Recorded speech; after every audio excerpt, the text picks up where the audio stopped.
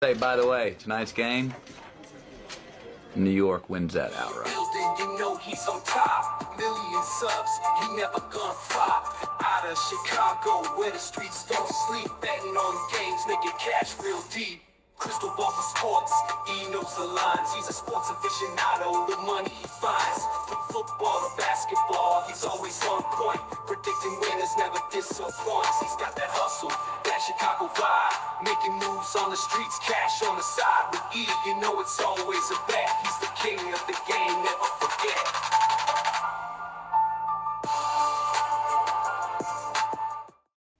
Hello and welcome to the Etoft21sports Sports Show for December 16th. Jesus, how is everyone doing? My name is Erik. I'm the man behind Etoft21sports. Absolutely loaded episode for you today. My boy Gino from DRF.com is this week's special guest. Him and I are going to look back at week 15 plus share our bets for week 16. Before I can get all that in that, I'd like to say thank you to the sponsor of the show, PropX. Guys, if you're not using PropX, go to the App Store, download PropX, use promo code ETOFT21. That way they know, oh, Uncle Rico sent you. Let's go ahead. Let's jump right into it. Let's welcome from DRF.com, our boy Gino to the show. Gino, how you doing today, my man? Man, doing well. Great to be talking to you again, buddy. And I get to talk with you right as we have the demise of the Chiefs, this dynasty that's been into the conference finals 6 straight years. They got knocked out. Mahomes has ACL surgery, I think, earlier today. So they're done. And now we're going to kind of have like a new face in the AFC step up this year. I mean, my under hit and my not to make the playoffs hit. So I'm excited about that. That was good. I'm not the biggest Mahomes guy, but hate to see him go down with the ACL. Think he's going to be ready to start the season, though. So that is good news. Obviously, they've just played so much football. I mean, what is it? The whole extra season? It just kind of adds up. Roster isn't constructed the best. They have a lot of older guys with contracts. Now, Bryce, who was on last week, he is a huge Kansas City guy. His thing before the game last week, and he bet on the Chargers. He thought the Chargers were going to win. Andy Reid needs to step back, and they need to get a younger OC. Absolutely agree. Yeah, they just seem like him making the decisions, calling the plays, Nagy, the way that combination was the last few years was not fantastic. You could just see they weren't quite as explosive. There was something, the chemistry overall from what was being called Mahomes, it was off this year. I never saw him like miss more receivers by big margins, like major overthrows or guys just weren't on the same page. So it'll give them a little bit of time now to have a reset. And sometimes you need not having to go through the playoffs, not having to play deep into it. We saw it with Brady and, with those dynasties, they would always have, 1 or 2 years where they would have a down year and then they could reset and make a couple moves and you don't go as deep into the playoffs. And we'll see if Kansas City could do that, because does Mahomes have a next chapter, right? We saw Tom Brady have basically 3, right? He had like 3 different careers in his career. Is he someone like that? Or is he going to be one of these great players that was great early on and an injury like this changes what he can do and maybe he's not as mobile or as athletic anymore? And I think both of them got it in week 9. Season 9, excuse me. Season 9. Yeah, I think so, right? Season 9, both of them got it in season 9. So I thought you would get a kick out of this. You know who the starter is? No. Minshew. Oh, okay. Yeah. My boy. Yeah. He's like someone that you never even realized who the Kansas City backup was because he never got in the game. I'm not the biggest Minshew fan, right? Yep. My new little friend, Sunday night, she texts me. She goes, "Oh my God, the NFL player I have a crush on is going to be the starter next week for the Chiefs." Oh, that's great. I'm like, Jesus, dude. Oh, you love this. And then she had to listen to me rant about how much I hate Gardner Minshew for 5 minutes. And she's like, I get it. She's like, I get it. That's great. I like Gardner Minshew, but oh, that's great. Old yeah, Minshew mania. Minshew mania. Interesting line. They're laying 3.5 on the road to the Tennessee Titans. Really interested to see how that market shapes and everything. Let's go ahead. Let's shift our attention to our takeaways from Week 15. What is your takeaway, my friend? Yeah, it's kind of a little bit what we were talking about now. With no Chiefs as the team that's been there in the conference championship the last 6 years, we're going to have a new face in the AFC. And it feels kind of weird because right now there are like a bunch of these teams. It's like when you meet new friends, you don't really know them all that well. How much do you trust them yet, right? Until you get to know them, because we haven't seen them around for years. We haven't seen a lot of these teams in the biggest games. You could say maybe Buffalo and Baltimore, of the teams that are in playoff contention in the AFC, are teams that we've at least make it to the conference championship, but we didn't even see them in a Super Bowl with Lamar or with Josh Allen led teams. And now with Denver at the top, it's one of those things where they could have home field advantage throughout. Do you really trust Denver with Bo Nix? He's been playing really well. He had a great game last week. They're interesting. Buffalo and New England, they've traded games against each other. Do you trust a team like New England, who's still really, really young? Buffalo, we've seen them a few different times. Are they well-rounded enough? Then you have, teams like the Steelers and the Ravens. I don't know if either of them are good enough if we could think that they could win like 3 or 4 games in a row against top tier competition. And then we move to the teams in the South. And I mean, the Texans are very good defensively. Offensively, I don't know if they're quite strong enough. Jacksonville is a team that, do we trust Trevor Lawrence? He's been so up and down, first year coach. I just don't know who of all these teams, who do you really feel comfortable with right now? A few weeks out from the playoff starting.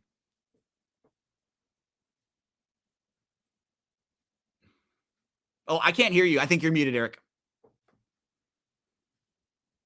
Sorry, I have no idea. I added the Bills to my portfolio. I have the Bills on my portfolio along with the 49ers pre-flop. I really don't know what's coming out of the AFC. I really have no idea. I think it's completely wide open. And on the flip side, I'd feel comfortable. Like 5 or 6 teams in the NFC really wouldn't shock me, right? Like the Rams, you kind of know who they are. If the 49ers had a solid run, that wouldn't really shock you. The Packers are kind of built for it. Even they have a recent injury. We'll see how much that hurts their defense. Even the Lions winning a few games in the playoffs and making a run to the Super Bowl, that wouldn't shock you. I mean, you can go through a lot of these teams in the NFC and kind of feel comfortable about, or not being surprised if they make a run. On the opposite side, I feel totally different about the AFC. It is completely wide open. I'm gonna try to find this thing from while you answer this question.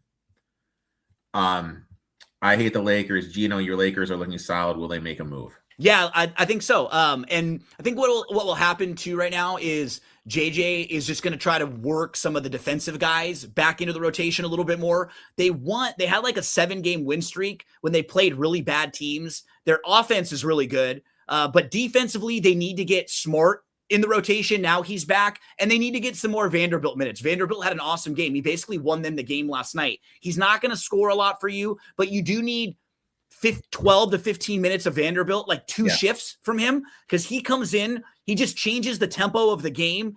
And then you get a couple of the other bench guys that start getting a little bit more of that energy because of Vanderbilt. So I think if he figures out the rotation a little bit, I'd love a guy like Herb Jones. That's the one that we keep hearing. I think he would be a great fit. And what's nice is they have like some expiring contracts. They don't have as many picks, but they do have some of those big contracts with like Vincent, with Kleba, that they can make some money work and then throw in a couple picks. So yeah, I think they'll have an opportunity to maybe make 2 small moves. I could see them adding maybe like 2 rotation players, 2 top 8 or 9 guys that are mainly defensive. Because, Eric, when you have Luka, LeBron, and Austin on your team, you don't need a whole lot more offensively, right? You need 3-and-D guys. You need guys who know their role, that'll play good defense, that can hit some open shots if need be. But you don't really want guys who have a high usage rate or need the ball a whole lot. It's kind of what's hurting Rui right now, because Rui is on the court with them, and he's just not getting very many shots. And so you kind of want to maybe upgrade that spot for a better defensive player. And because defensively, Rui, Luka, and LeBron all kind of have to guard fours at this point in their career. So that's where they hurt defensively. If you could add like Marcus Smart and maybe a wing, now all of a sudden you start look like a much better fit as a team, because those top 3 or 4 teams in the West are good. Oklahoma City's really good. Houston, Denver, they're really good. And San Antonio, they're playing the Knicks right now. Those teams are all really good. I think the Lakers need to add a little bit, not just stay stagnant. Our boy TC chimes in. Texans to make the Super Bowl. He has a heavy future on Seattle. He's on Seattle to win the West, and Seattle, I believe, to come out of the NFC and to come out to make the Super Bowl. Yeah. And that I didn't even mention them in the NFC, right? They wouldn't shock at all right now with Vincent's. Vincent minutes have to be replaced, right? Because Vincent's one of those players that like the fans get frustrated by, but like a coach likes, because Vincent kind of just goes in and does what the coach asks, and like he can play a little bit offensively. He's been struggling defensively. I think you take those minutes away, you go Vanderbilt. And one guy who only got a few flashes I'm really excited to see is Adu Thiero, the Lakers' second-round pick. He's very good defensively. He's raw. The problem is he was hurt, and he missed a ton of time. So they sent him down to the G League just to get some time and some reps, because he just needs to get some reps. But if you can mix in a few of those guys, a few more Laravia minutes are nice, because he's a solid defender. He's a little big. He's like lanky, which is nice, and he can do some things offensively for you. So I do like most of their roster, and I got to give it up to Ayton. He's been very good this year, man. Like really solid. Seems to like it. I think that the fact that his agent and Luka's agent are the same, he just seems on DeAndre Ayton, man. Right? Like he seems like he's kind of found a home. And I think people forgot that, oh yeah, this guy was like one of the best players in college, and he has a really good offensive game. I think the struggles for him was, are you going to get like a defensive effort from him? And he's done that, and they reward him. They give him easy lobs and a lot of wide open shots. So pretty solid. And last night or a couple nights ago was a nice win for them against Phoenix, and LeBron and Brooks were kind of getting up in each other's chests. It was fun. Yeah. I don't know how many games I've seen where he's had 20 minutes with zeros across. I completely agree. It's like can't happen with that much time on the court. He has to be more productive. Okay. I heard what Eric thinks. Gino, do you think Giannis will be traded? I don't know about this year, because I just keep looking around and wondering. To me, it's going to be unless Giannis forces it, unless he makes things really, really uncomfortable. If I were Milwaukee, I would wait, and unless he makes it really uncomfortable. The thing is like the East is so wide open. I know the Pistons are doing great. I know the Hawks are doing great. If he's healthy, you have the best player on the court in any series that he's in. I never thought this is something I'd ever say in my life. Right now, Kevin Porter Jr. is doing a phenomenal job of being the vocal and on-court leader. How crazy. Of the Milwaukee Bucks. I know. How crazy. Like, I know him as a Trojan. Yeah. The problem with the trade is people don't think they can beat. Yeah. Why are you going to do that? And the thing is like the standard's been set, like with how many draft picks they got for Bridges, the trade for Gobert, with all those picks, all those assets moving. Now, look, it's a good point. Like, why would you do that if you're not going to be able to beat OKC regardless? Yeah, we saw a lot of teams do this type of thing when the Warriors were really good, right? When you don't even think that you can beat them, you don't make as many moves and go all in. Baseball was like that, and that's why they kind of opened up with the wild card, and now they have more teams that are in the mix, come trade deadline. But yeah, I agree. Like, where you're sitting right now, you think you got to take one more swing with him, especially this year when there's nobody that scares you all that much in the East. This year could be wide open. This year is completely wide open. I mean, there's going to be like CJ may get bought out. Middleton may be bought out. There's going to be guys that get bought out. They're saying they could make a move with the Pelicans. Pelicans are sellers. They said they could make a move. Absolutely. Try to get Herb Jones. Jones and Murphy, right? Try to get Murphy. They're going after Levine. They're trying to do stuff to get him still there. One of those guys from Sacramento has got to go too. Levine is the type of guy who I would be like, he has a really like high risk but high reward, right? he may be no good and you end up paying him a little too much, but he is the type of player who we've seen have runs where he can average 25 to 30 Yeah, points he can get going with buckets. Like he has a ceiling higher than a lot of other guys, a but bit of a liability on the you just don't know what you're going to get night in, night out from him. It is a gamble. My takeaway. Now look, I'm gonna go. For the life of me, I have no idea what the point of replay assist is. Yeah. With the number of camera angles we have in the NFL today, there's absolutely zero excuse to miss calls. It's embarrassing to the product. And look, I don't think the league is fixed, but when there's blankly wrong calls that don't get overturned, it only fuels people who are already believe that. Yep. Let's take the Bills and Patriots game. That was bad. James Cook clearly got the first down, was marked short, replay assist, nowhere to be found. Early in the game, Boutte made that sideline catch, clear as day. Out. Yeah. Nothing. They rushed up to the line. Nothing. Nothing is nothing. Then right afterwards, they went the other way, right? Then in the Lions-Rams game, Parkinson clearly down, knee on the ground, short of the end zone. Play isn't overturned. You got the announcers confused. You got Mike Pereira on the broadcast saying he doesn't know what the officials are looking at. Yep. They do a camera angle into the offensive coaching box of the Rams. The Rams coordinator, I forget who it was, looked up and you hear a mouth, what the fuck? Like, you know, even your Rams didn't even think it was a touchdown. Yeah. I mean, what are we looking at? And this guy, Logan, I'm spacing his name. I follow him. He puts out Lion stuff.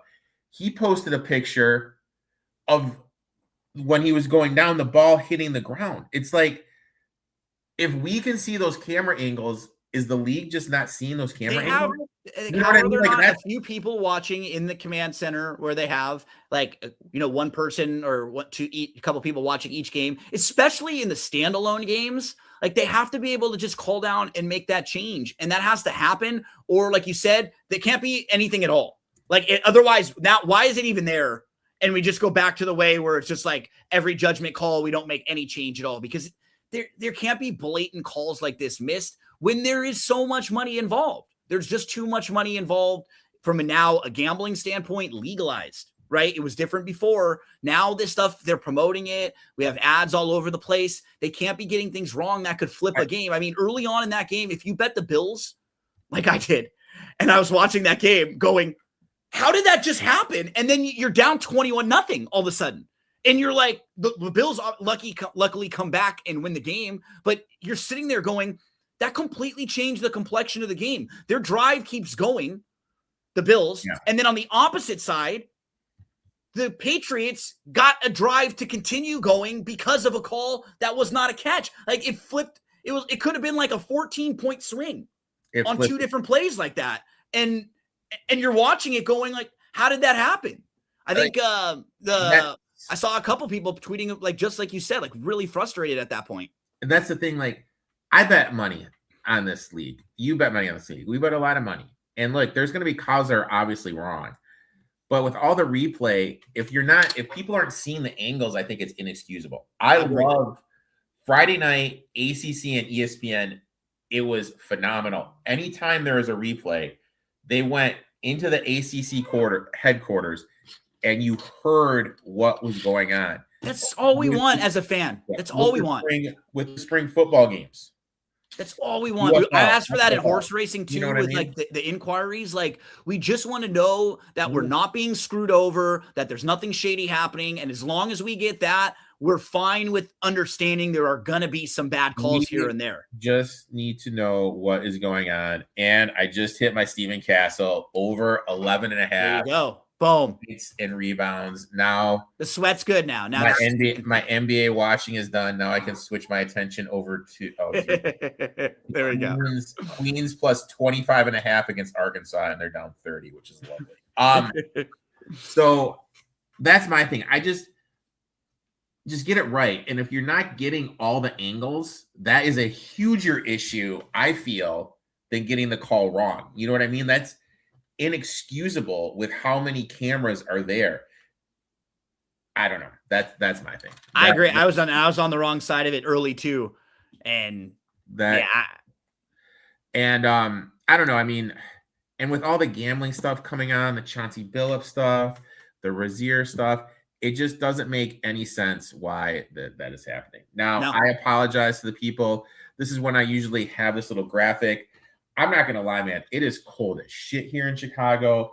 I had something going on with one of my neighbors fell, so I did not make the cool-ass graphic to show that we are 50, 37, and 3 Awesome. in our bets. Last week, Bryce hit the Chargers plus 4.5, the Texans minus 9.5, lost the Chargers minus 13.5.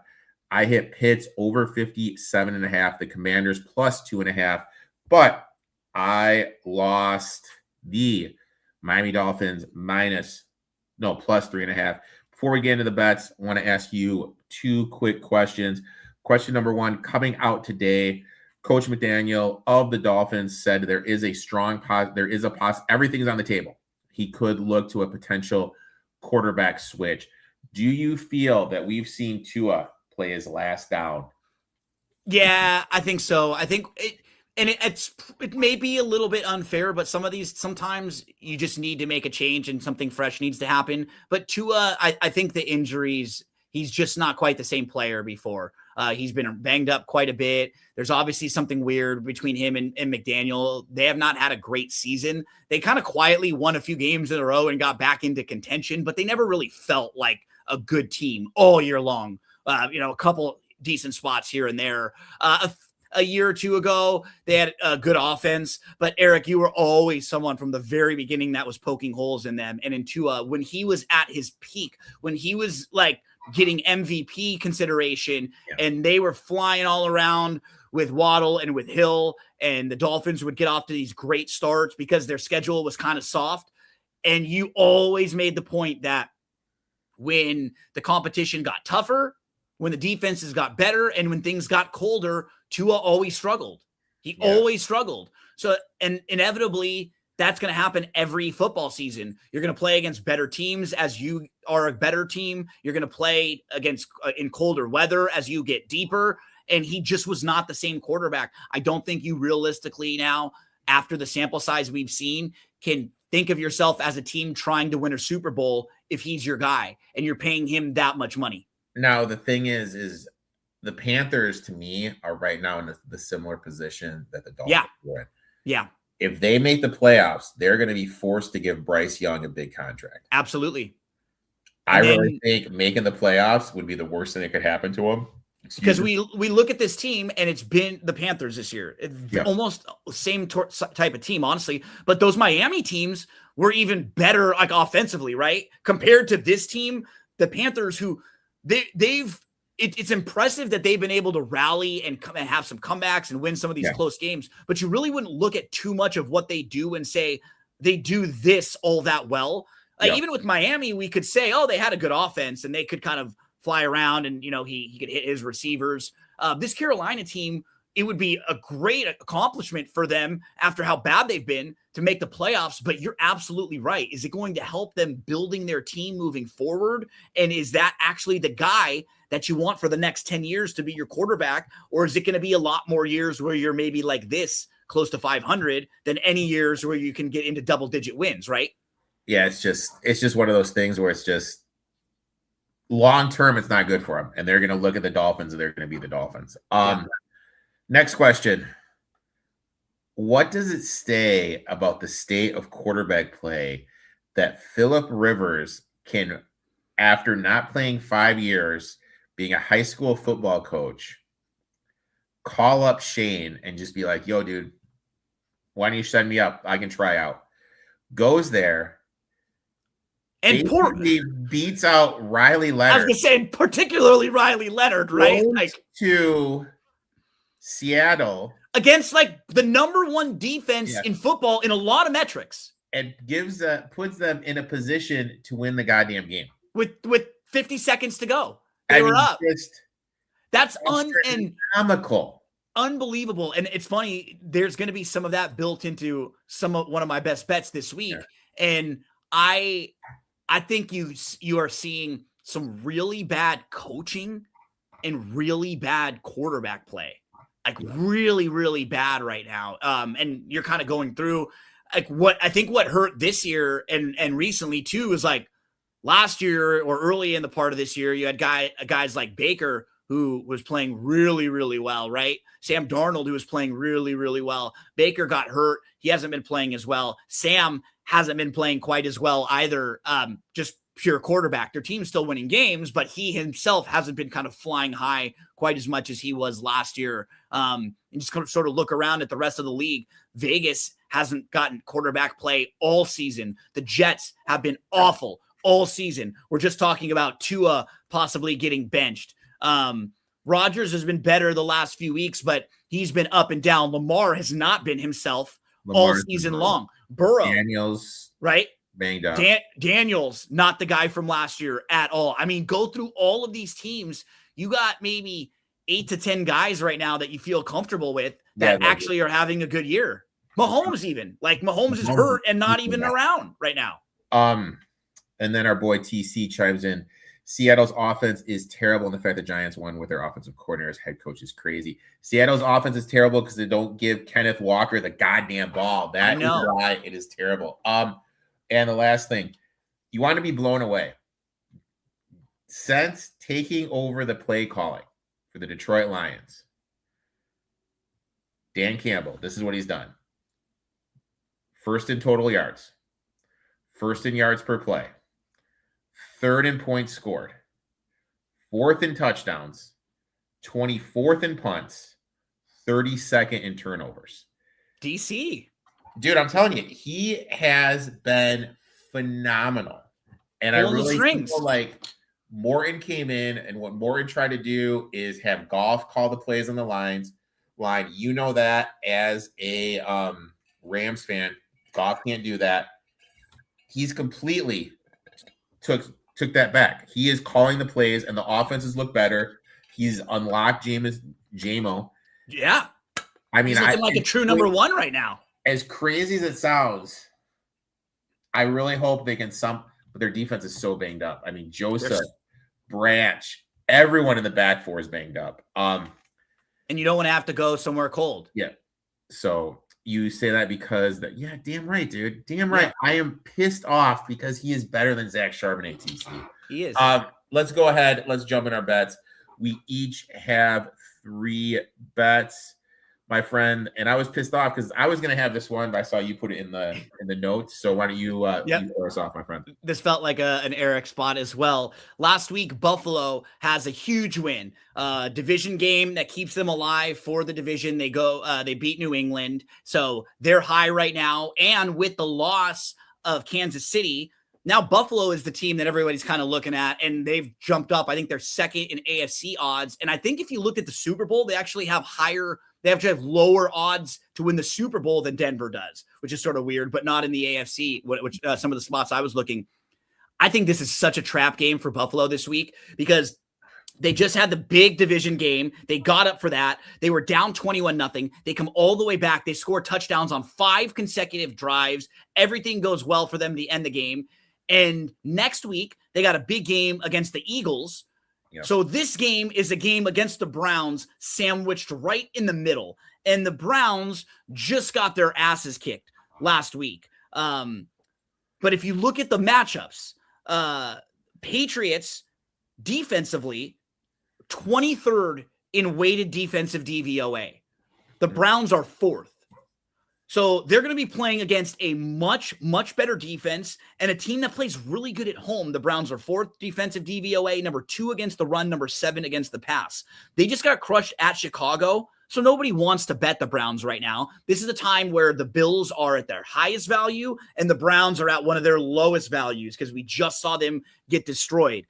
And if you look at their home games, the Browns, week 1, lost 17-16 to the Bengals. They were in that game. They should have won that game. Couple of massive mistakes late. Week 3, they beat Green Bay 13-10 at home. Week 7, they beat Miami 31-6 at home. Week 9, they lost 23-16 to Baltimore.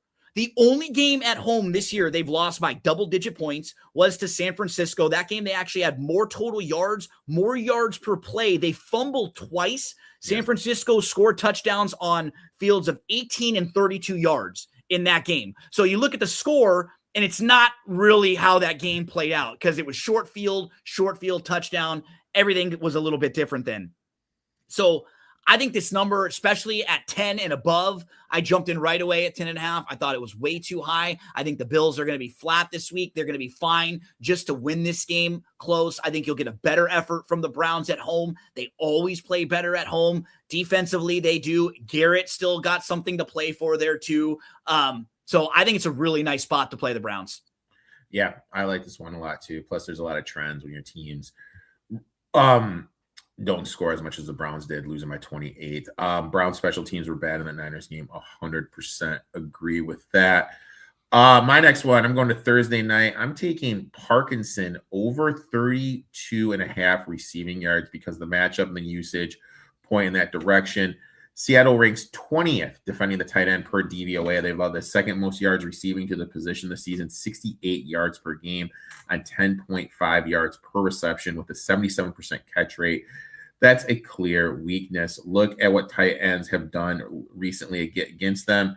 Pitts, 90 yards. Hockenson, 59. Gunnar Helm, 51. Last week, Tyler Warren only had 19, but that was Phillip Rivers' first start, so I'm really not putting that much in it. 3 of the last 4 tight ends that have faced Seattle have gone over this number, averaging 54.8 yards per game. Scheme matters here too. Seattle plays zone coverage, the second highest rate in the league. Parkinson thrives against zone per PFF. He grades as a 15th best tight end versus zone coverage. Since week 12, when he took over as a starting tight end with the Higbee injury, he's been elite against zone coverage. 76% catch rate, 10.9 yards per reception, 117 yards after the catch, and a 0.805 EPA against zone. Since becoming the primary tight end, he's averaging 43.8 yards, 5.25 targets, and 4 receptions per game. He's gone over number 2 of his 4 since that's happening. He's also carrying a 16.3% target share during that stretch. On the season, he's 3rd on the Rams on targets, receptions, and receiving yards. And if Devontae Adams was out, that's going to be an uptick in usage. Puka Nacua isn't 100%. That's going to lead to more volume funneled his way. Everything lines up, matchup, scheme, usage. I'll take Parkinson over. There's like 2.5. 2 plays every week where I'm like, how is he so wide open? And he's just wide, like every time. It's like that same play with Stafford. He kind of rolls out and he's wide open there. They scheme him really well too. And I completely agree with what you said about both Adams and Nacua. They won't need to pepper those guys on a short week as much. They probably don't want with their injuries and them being a little bit banged up. So I think that's a really nice spot. If you think Seattle's going to win, take the under. If you think the Rams are going to win, take the over. Going to be some weather up there too. I think it's supposed to be a little wet up there too. And Stafford could definitely spin it. I definitely have more faith in him spinning a wet ball than I do Sammy D. Next bet, my friend. So I'm going to go Jags plus the 3 and Jags money line. They're playing at Denver this week against the Broncos. So this kind of also ties into what I was talking about in the AFC. Right now, the Jags are 5th in AFC odds to win the AFC. They're plus 700. This is something I do in horse racing too. If I'm looking at a race, and I think the race is pretty wide open, like if I don't trust the favorites in the race all that much, like the Broncos or the Bills, who we've seen the Bills there before. The Broncos we haven't seen there. Are you dead set on either one of those teams being in the Super Bowl? If not, look around at some of the longer shots and can you make a case for them? I think you can make a case for teams like Houston and Jacksonville in particular. So Jacksonville now, they're playing against Denver, and it's almost like we were just talking about with Buffalo. Denver just beat Green Bay. That was a great win on paper. So they're really high valued right now. They've won 11 games in a row. The Jags are quietly playing really well. Since week 8, which is their bye week, they're 7-1, and that loss came when they allowed 26 points in the 4th quarter to the Texans. They should be 8-0. during that stretch. So their only loss came in a game when they were up 20-3 and 29-10 and allowed, 26 points in the fourth quarter. During this stretch, so since week 8, as Trevor Lawrence is the number 4 graded quarterback in PFF. Maybe he's just starting to get comfortable and familiar with a new coach and that new system, who was a guy that was an offensive guru and who seems like they're kind of figuring things out together. Brian Thomas Jr. was awful throughout most of the year, and they've even started finding some chemistry. What I liked is I heard them talking a little bit a few weeks ago and saying, nobody mentions the Jags, which I really like. They said, nobody talks about us. Nobody talks about us winning our division. Nobody talks about us as a team that's a contender for the playoffs. Nobody cares about the Jags. Nobody thinks we're any good. I like that that's something going around in their locker room, that they've got that bulletin board material. Because I think for Lawrence, I always wondered, how much does this guy give an F? Yeah. Right? That's what I've always wondered about him. And now all of a sudden he's talking about being disrespected and feeling disrespected in the media, which I really like. So during this 8-game stretch as a team, what you look at them and you just sort of compare overall, they're not doing anything really bad. I mean, the weakest thing they're doing is offensively running the ball, but I think it's more to do with the fact that they're really being successful passing the ball. They're 10th in success rate, 10th in drop back EPA. Then on defense, 4th in EPA per play, 9th in defensive success rate, 4th in drop back EPA, 9th in drop back success rate, 7th in rushing EPA, 10th in rushing success rate. When you think about the teams that they're going to be playing and Denver, and you kind of think about being well-rounded, do they have a solid defensive front? They have a solid overall defense. Do they have a solid offense? They check a lot of boxes for me. And I'm kind of warming up to them more because I just think it's such a wide open field right now.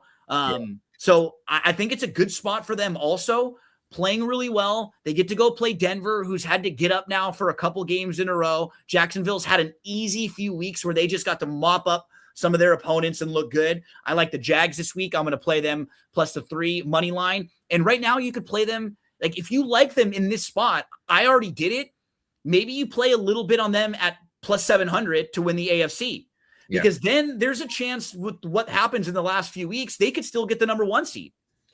And we need to remember that this offense, I know everyone was excited about Brian Thomas Jr. and everything. This offense runs around the slot, and them getting Godwin has really opened up that offense. Not Godwin, excuse me. Was Myers. Since they've got Myers, that has really opened up the offense. And Surtain doesn't travel to the inside. So he is going to make it's going to be a little easier. TC chiming in. Says I look fat. Gino is string and beans. He is the furthest. My next bet, I am going, Jesus Christ. I'm going to Houston. Oh my God. I'm taking the Raiders plus 14.5. Do I hate myself? These numbers are so massive. I think last week, up until the Colts game, right, there was 4 or 5 games where they were all 7 or above, a few double digits, and all of those teams covered and poured it on. And of course, in a pool that I'm on, I'm always picking the big dogs, right? Yeah. So I'm just sitting there and everybody else in those pools picks the heavy favorites. So that's where they make up ground on me when a bunch of favorites that win. Favorites win. Do I hate myself? Maybe, but I need something to complain to on Sunday afternoon. Yep. When David and I are texting back and forth. David was on a couple weeks ago, better DP21. And look, I get it. The Texans, world-class defense, arguably the best defense in the league. I understand that. But this number is just way too much. Look at the trends. Teams coming off a shutout, 57% against the number over the last 5 years. That jumps up to 62%. When those teams are underdogs, 63%. More interesting, teams coming off a shutout that are getting 14 points or more are 4-1 ATS. Now, look, I know it's a small sample size, but still 4-1. Game also fits my rule of 17. When a team loses by 17 or more and plays a team that has won by 17 or more, 59% of the time, team getting the points, the dog wins. Another angle, a team that lost by 28 points or more. Our underdogs cover 57% against the spread. Road dogs jumps up to 58%. Those trends, they just act up and they just come in. There's value on this Raiders team. Yeah. Also, do we really trust the 25th ranked offense per DVOA to win by more touchdowns? That's such a massive number. Just a huge number. Another one, teams on a 6-game winning streak when laying 10 or more, coverage is 29% of the time. There's also a matchup angle. I dug into it. I found one. The Raiders run zone coverage at the 4th highest rate in the league. Okay. CJ Stroud against zone coverage this year, 6 TDs to 10 INT ratio. So not the best. Houston is legit defensively, no argument there, but I don't trust this offense laying with this much margin. All I see people online betting the Texans to win the Super Bowl. I was listening to the radio when I was driving into work today. Somebody was hyping the Texans on the radio station I was listening to here. It wasn't even a sports. I was turning in just to listen to some old school rap music, and they're hyping the Texans to win the Super Bowl. I just think the market's a little bit too high in the Texans. I think the Raiders, I think it's a little bit too low. Say it all the time. Gambling is all about what? Buying low, selling high. That's exactly what I'm doing here. I'm just taking them. And if you kind of look back and you look at that game against the Cardinals were inside the 20. They had an interception. They had a turnover on downs. They left a lot of points. They moved the ball. They were able to move the ball here. Crazy as it sounds, I'll take the Texans here. And we've seen this before, like late in the season, when these huge astronomical dogs are in games and somehow cover. Next one, you're going to the old man, dude. Yeah, I'm doing it. So we were talking about at the beginning of the game how, to me, that was so impressive. This guy comes off the couch coaching his high school team, and he's not practiced with the team. He's not been taking any snaps, and he comes right in and he puts them in an opportunity to win. And so he does that against the number 1 ranked defense in Seattle, 44-year-old. He hadn't even practiced a week. Has the lead with 47 seconds to go. Now he gets another week of reps, practice, and they get to mix in some things now for him, right, that they didn't have in the playbook. Hey, let's get a couple plays that are some things that worked throughout Rivers' career that we can get for him, some short things, just some of the plays that he's comfortable with. Now they're going to be mixed in. And it wasn't like Rivers and the offense were high flying, right? They had 215 total yards, but what they're going to do is have an identity. They're going to run the ball. That was by design. Offense was simplified. Lean on Taylor, run the ball, don't make any mistakes. He had 25 carries. Taylor had 28 overall touches. They ran it 30 times. They controlled the clock for over 31 minutes of possession. The Colts are the number 1 team in the league in rushing EPA. And Seattle, who they were playing last week, Seattle, is number 3 in rushing, is number 2 in defensive EPA allowed. So they were the number 1 rushing team playing basically against the number 2 rushing defense. Now they're playing against the number 23 rushing defense in San Francisco, who is bad against the run. They are really bad. Seattle was number 1 in defensive rushing EPA allowed. San Francisco, number 15 in defensive rushing EPA allowed. Seattle, number 3 in defensive rushing success rate allowed. San Francisco, number 31 in defensive rushing success rate allowed. The 49ers are one of the worst teams in the league against the run. They allow a 47% success rate on run plays. So basically every other run play is a positive graded run play. That's just what's going to work for the Colts in this game. Running the ball, slowing it down, handing it off to Taylor, and now Rivers can make a play or two because the Colts do have playmakers. They have guys that can go out and make a catch if need be.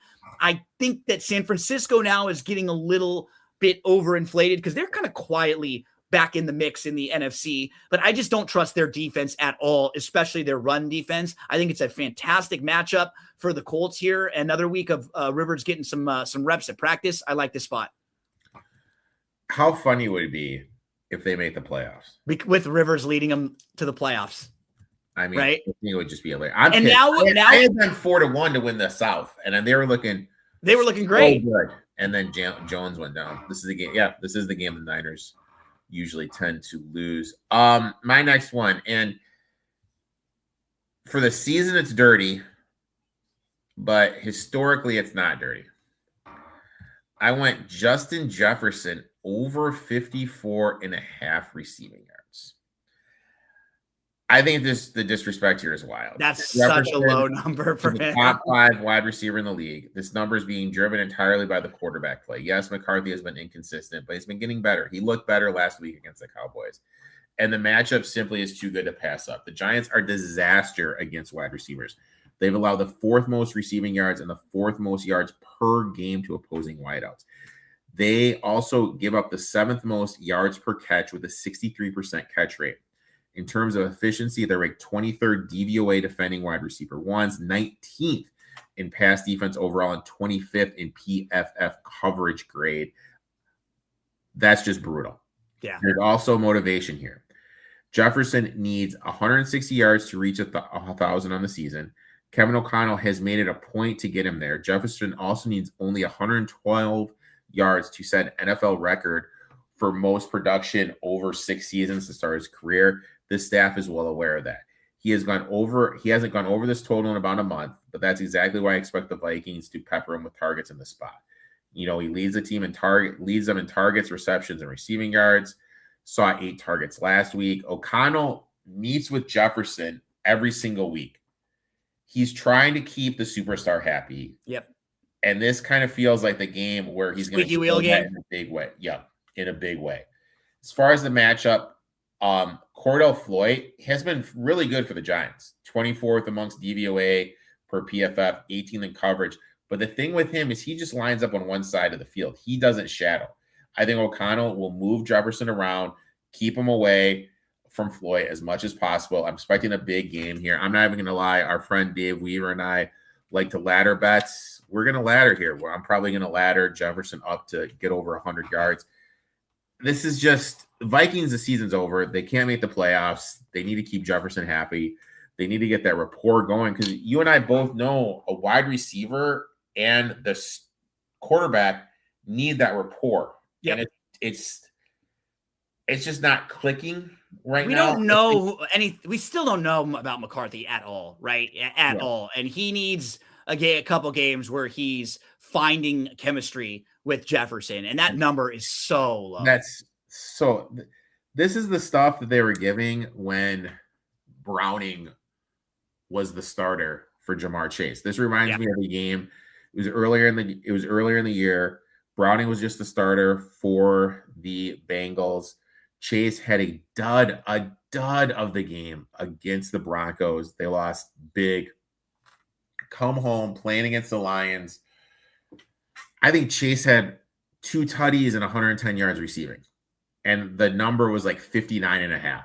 I expect a full game like this. I think this is going to be a huge Justin Jefferson game.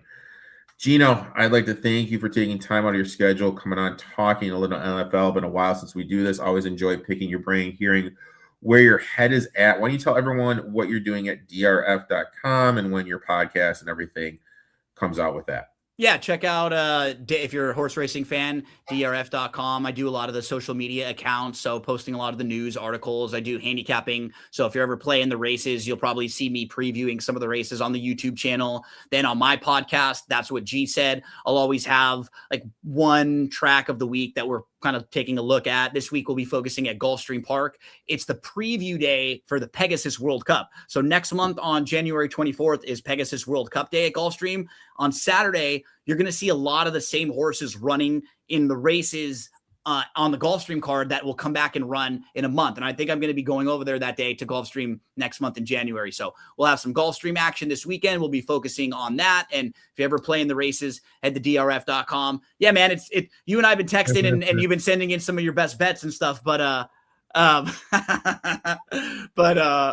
we haven't been talking, or we haven't been doing as many of our shows, but let's definitely plan on connecting for the playoffs and doing like a preview and a couple previews throughout the NFL playoffs for sure. Yeah, definitely looking forward to that. Like I'm not going to go on what's going on in my personal life, but it's been a little crazy. So, and my schedule, Breeders' Cup, and I had a few weeks where it was like I was doing an interview series, and I was doing another show, so it was just tough to connect sometimes. But Eric's been sending in his best bets for every Thursday, Saturday, and Sunday, and then we're sharing them from the DRF account, so you can always get an idea. I'm going to have one for Thursday Night Football. I'll have one for the Texas A&M Miami game. Awesome. And I'll have one for Sunday, so be on the lookout for that. Appreciate you stopping on, my friend. Look forward to having you on again. Best of luck, and hopefully Giannis doesn't get traded to your to the Lakers, right? We'll talk soon, dude. Have a good one, everyone.